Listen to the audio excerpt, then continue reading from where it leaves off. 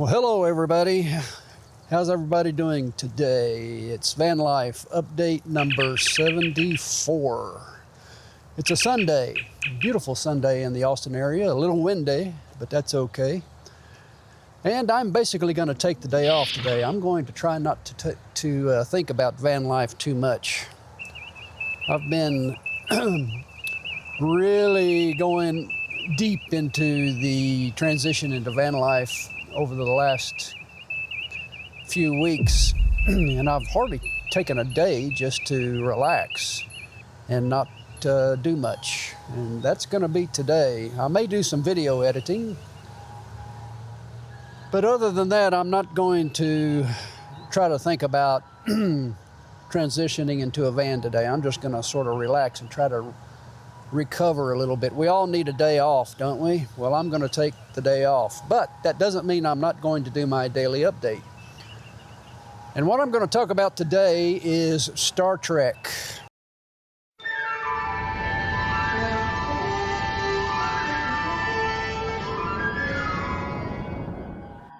How many of you are Trekkies? Well, you know, I grew up on Star Trek.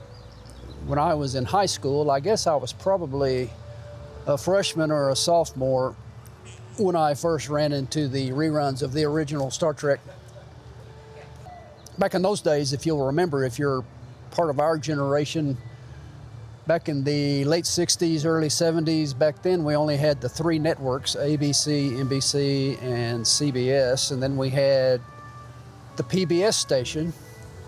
And then in addition to that, we had an independent station. I grew up in North Texas, and I still remember the channels. They were Channel 4, 5, 8. Channel 13 was our PBS station, and then Channel 21 was the independent station. And on Channel 21, we got Star Trek, the original Star Trek reruns.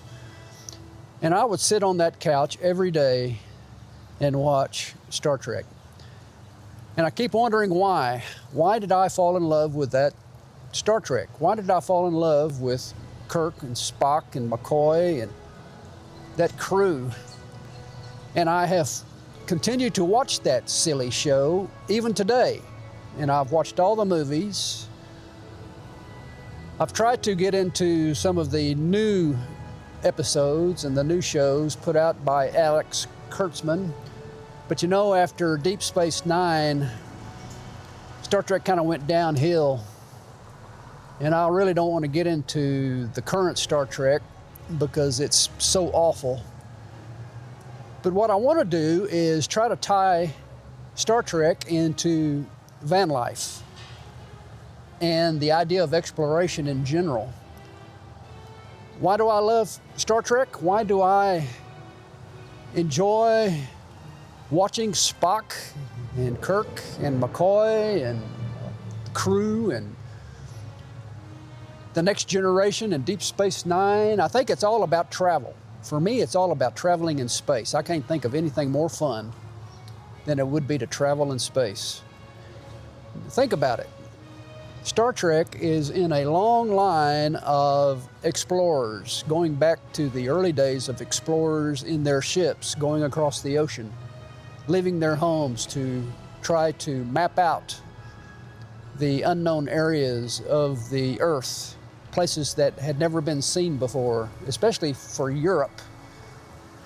Europeans were trying to develop these maps and try to complete a map of the world, and they were going to places that no Europeans had ever seen before.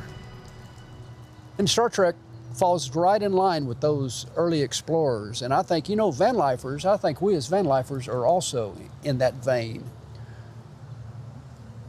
We are explorers. We like to go to new places. We like to meet new people.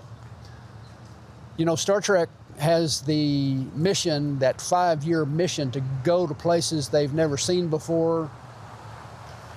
And they left their homes on a 5-year mission, and I'm embarking on a 3-year mission myself to explore America from a van.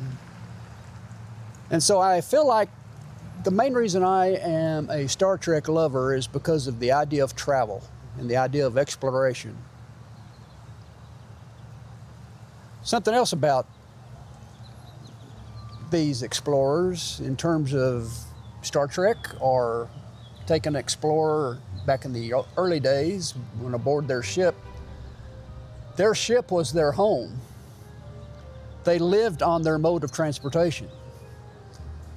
And that's what we vanlifers do as well. Our vans are our ships.